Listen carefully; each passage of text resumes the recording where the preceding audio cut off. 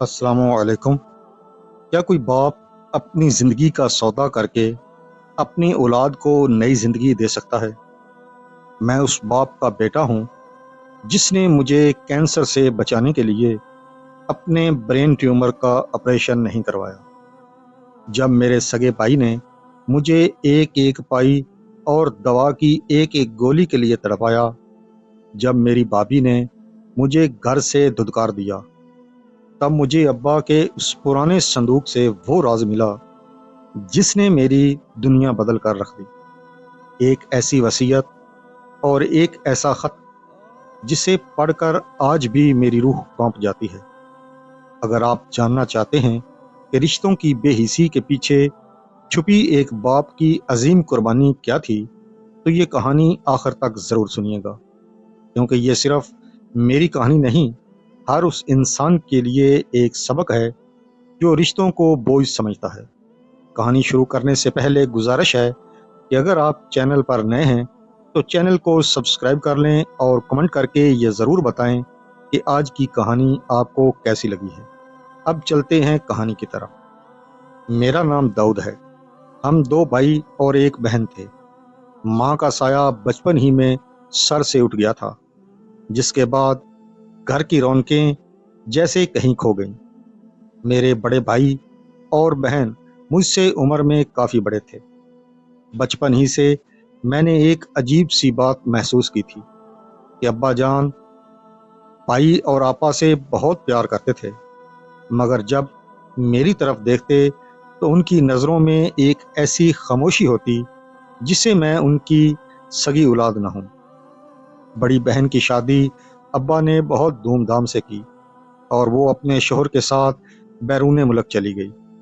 اس وقت میری عمر محض 12 سال تھی، جب ایک پراسرار بیماری نے مجھے گھیر لیا۔ میری ہڈیوں میں شدید درد رہتا اور میں اکثر بخار میں تڑپتا رہتا۔ ابا مجھے ڈاکٹر کے پاس لے جاتے، دوائی دلاتے اور کہتے، بیٹا تو جلد ٹھیک ہو جائے گا، مگر وہ بیماری ختم ہونے کا نام لا لیتی تھی۔ ایک دن ڈاکٹر نے ابا سے تنہائی میں کہا، یہ کوئی عام بیماری نہیں، اس بچے پر آپ کو خاص توجہ دینی ہوگی۔ اس دن پہلی بار ابا نے مجھے اپنی گود میں بٹھا کر پیار کیا۔ ان کی آنکھوں میں ایک عجیب سی تڑپ تھی جیسے میں اس وقت سمجھ نہ سکا۔ میری تعلیم ادھوری رہ گئی کیونکہ بیماری نے مجھے بستر پر لگا دیا تھا۔ ابا میرا علاج ایک بڑے ڈاکٹر سے کروا رہے تھے، مگر اچانک ایک دن مجھ پر قیامت ٹوٹ پڑی۔ ابا کو دل کا دورہ پڑا اور وہ خالق حقیقی سے جا ملے۔ باپ کا سایہ سر سے اٹھنا کیا ہوتا ہے، یہ مجھے اس دن سمجھ آیا جب مجھے لگا کہ میرے سر سے چھت اور پیروں تلے سے زمین چھین لی گئی ہے۔ بہن ویزے کی مجبوریوں کی وجہ سے وقت پر نہ پہنچ سکی۔ بھائی نے جنازے اور تدفین کا انتظام کیا۔ 2-3 دن تو لوگوں کے سامنے خوب روئے، مگر پھر ایسے دنیا داری میں مگن ہوئے جیسے کچھ ہوا ہی نہ ہو۔ ابا کے جانے کے بعد میری زندگی جہنم بن گئی۔ اب میری دواؤں اور ڈاکٹر کا خرچہ بھائی کے ذمہ تھا، جو انہیں پہاڑ جتنا بھاری لگنے لگا۔ گھر میں تانوں اور تلخ باتوں کا سلسلہ شروع ہو گیا۔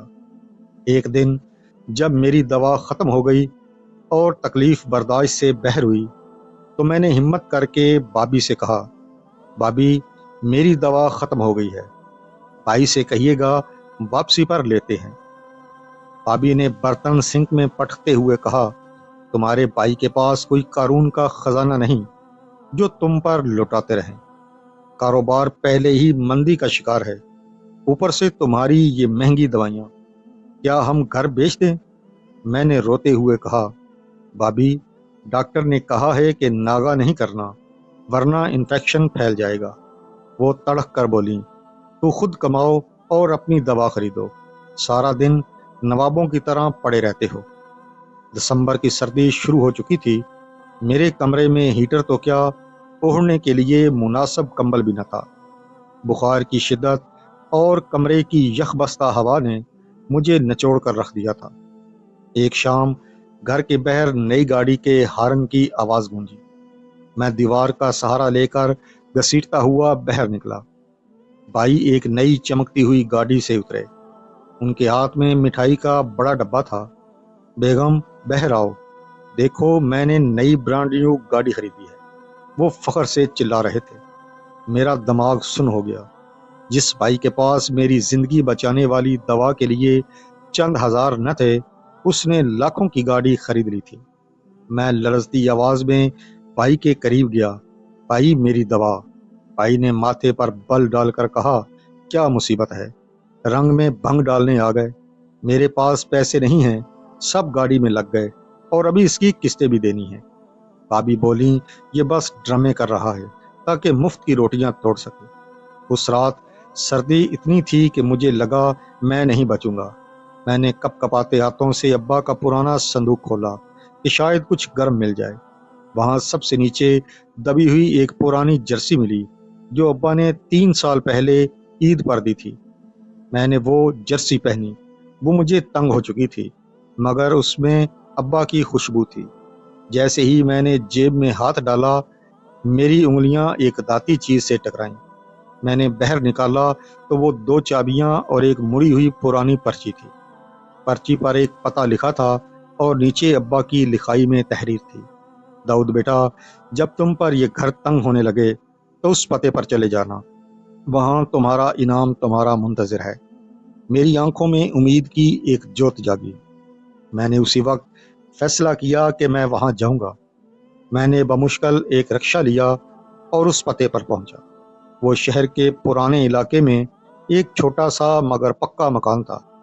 मैंने चाबी लगाई, ताला खुल गया। वो घर अब्बा ने मेरे नाम पर खरीदा था। मैं वापस घर आया तो भाई गुस्से से तिल मिला रहे थे। उन्हें अब्बा के ट्रंक से उस घर के कागजात मिल गए थे। तुमने और अब्बा ने मिलकर मुझे धोखा दिया, मेरी कमाई से ये घर खरीदा और तुम्हारे नाम कर दिया। भाई ने मेरा गिरेबान पकड़कर मुझे धक्का दिया, निकल जाओ मेरे घर से, अभी और इसी वक्त। भाभी ने भी जहर उगला, जाओ अपने उस घर में मरो, मेरे बच्चों को तुम्हारी बीमारी से डर लगता है। मैंने अपना मुख्तसर सा सामान समेटा और उस नए घर की तरफ चल दिया जो अब मेरी वाहिद पनाहगाह थी। उस वीरान घर में एक पुरानी लकड़ी की अलमारी थी। मेरे पास दूसरी चाबी उसी की थी। जब मैंने वो अलमारी खोली तो मेरी आंखें फटी की फटी रह गईं। वहां नोटों की गठियां और कुछ फाइलें पड़ी थी। मैंने वो फाइल खोली तो मालूम हुआ कि शहर के मेन बाजार की 3 दुकानें भी मेरे नाम हैं। वही दुकानें जिन पर भाई अपना कारोबार कर रहे थे, वो कानूनी तौर पर मेरी थीं। वहां एक नीला लिफाफा था जिस पर लिखा था, सिर्फ मेरे बेटे दाऊद के लिए। मैंने खत पढ़ना शुरू किया। मेरे प्यारे बेटे, मुझे माफ कर देना कि मैंने तुम्हें भाई के रहमो करम पर छोड़ा। मैं तुम्हारे भाई की नीयत जान गया था। जब तुम्हारी बीमारी शुरू हुई, मैंने उससे मदद मांगी तो उसने कहा था कि दाऊद पर पैसा लगाना बर्बादी है, ये चंद महीनों का मेहमान है। उस दिन मेरा दिल टूट गया था। दाऊद बेटा, तुम्हें ब्लड कैंसर है, मगर ये लाइलाज नहीं है। अलमारी में रखी ये पैसे तुम्हारे इलाज के लिए हैं। जब तक तुम सेहत याब ना हो जाओ, ये राज किसी को ना बताना। उसी फाइल के नीचे अब्बा की अपनी मेडिकल रिपोर्ट थी। मेरा कलेजा मुंह को आ गया जब मैंने पढ़ा कि अब्बा को ब्रेन ट्यूमर था और वो भी एडवांस स्टेज पर। डॉक्टर ने लिखा था कि फौरन ऑपरेशन करवाएं वरना जान को खतरा है। ऑपरेशन की रकम वही थी जो अब्बा ने मेरे इलाज के लिए जमा कर रखी थी। अब्बा ने अपनी जिंदगी के बदले मेरी जिंदगी का सौदा किया था। उन्होंने अपना इलाज नहीं करवाया ताकि मैं जी सकूं।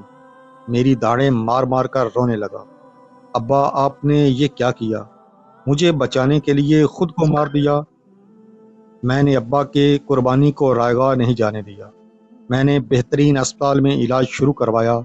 केमोथेरेपी के मराहल बहुत तकलीफ दे थे। मैं मेरे बाल झड़ गए, जिस्म निढाल हो गया, मगर जब भी हिम्मत टूटती मैं अब्बा का वो खत पढ़ लेता। 6 माह बाद डॉक्टरों ने खुशखबरी दी कि मैं कैंसर से जीत गया हूँ। उसी दौरान भाई को कहीं से पता चल गया कि दुकानें मेरे नाम हैं। वो आंधी और तूफान की तरह मेरे घर आए। तुमने अब्बा को बहका कर ये दुकानें अपने नाम करवाईं। میں تم پر کیس کروں گا۔ میں نے سکون سے وہ فائل ان کے سامنے رکھ دی۔ یہ دیکھے بھائی، یہ ابا کی رپورٹ ہے۔ انہیں برین ٹیومر تھا۔ انہوں نے اپنا علاج نہیں کروایا تاکہ میرا علاج ہو سکے، اور دکانیں انہوں نے اس لیے میرے نام کی کیونکہ آپ نے مجھے مرنے کے لیے چھوڑ دیا تھا۔ بھائی کے پیروں تلے سے زمین نکل گئی۔ وہ ساکت کھڑے رہ گئے۔ کچھ ہی عرصے میں بھائی کی بدنیتی کا نتیجہ سامنے آ گیا۔ ان کا کاروبار ڈوب گیا، قرض خواہ دروازے پر آنے لگے۔ انہوں نے وہ نئی گاڑی اور اپنا گھر تک بیچنا پڑا۔ وہ سڑک پر آ گئے۔ 1 سال بعد میں مکمل تندرست ہو چکا تھا۔ ایک شام میرے دروازے پر دستک ہوئی۔ سامنے ایک شکستہ حال شخص کھڑا تھا۔ میرا بھائی داؤد، میں ہار گیا ہوں۔ میرا سب کچھ چھن گیا۔ بچے بھوکے ہیں، تمہاری بابی بیمار ہے۔ مجھے معاف کر دو، میرے غرور نے مجھے کہیں کا نہیں چھوڑا۔ وہ پھوٹ پھوٹ کر رونے لگے۔ میرا دل پسیج گیا۔ میں نے وہی فائل نکالی اور دکانوں کے کاغذات ان کے سامنے رکھ دیے۔ بھائی، میں آپ جیسا خود غرض نہیں ہوں۔ ابا نے مجھے زندگی دی ہے، اور زندگی کا مقصد دوسروں کو تھامنا ہوتا ہے۔ یہ دکانیں آپ رکھیں، اپنا کاروبار دوبارہ شروع کریں، اور اپنے بچوں کا پیٹ پالیں۔ بھائی نے لرزتے ہاتھوں سے کاغذات تھامے اور مجھے گلے لگا لیا۔ وہ بچوں کی طرح رو رہے تھے۔ آج میرا علاج مکمل ہو چکا ہے۔ میں ایک نارمل زندگی گزار رہا ہوں۔ میں نے اپنا بدلہ معافی سے لیا۔ ابا کی تصویر آج بھی میرے سامنے ہے۔ ان کی آنکھوں میں اب ایک سکون ہے۔ سچ ہے، باپ وہ سایہ دار درخت ہے جو خود دھوپ میں جلتا ہے مگر اولاد کو چھاؤں دیتا ہے۔ جو باپ مر کر بھی اولاد کا سہارا بن جائے وہ کبھی مرتا نہیں ہے۔ اگر آپ کو یہ کہانی پسند آئی ہو تو گولڈن وائس سٹوری کو ضرور سبسکرائب کریں، کیونکہ یہاں آپ کو ایسی ہی دلچسپ، سبق آموز اور دل کو چھو لینے والی کہانیاں ملتی رہیں گی۔ اگلی ویڈیو تک کے لیے اپنے میزبان کو اجازت دیں۔ اللہ حافظ۔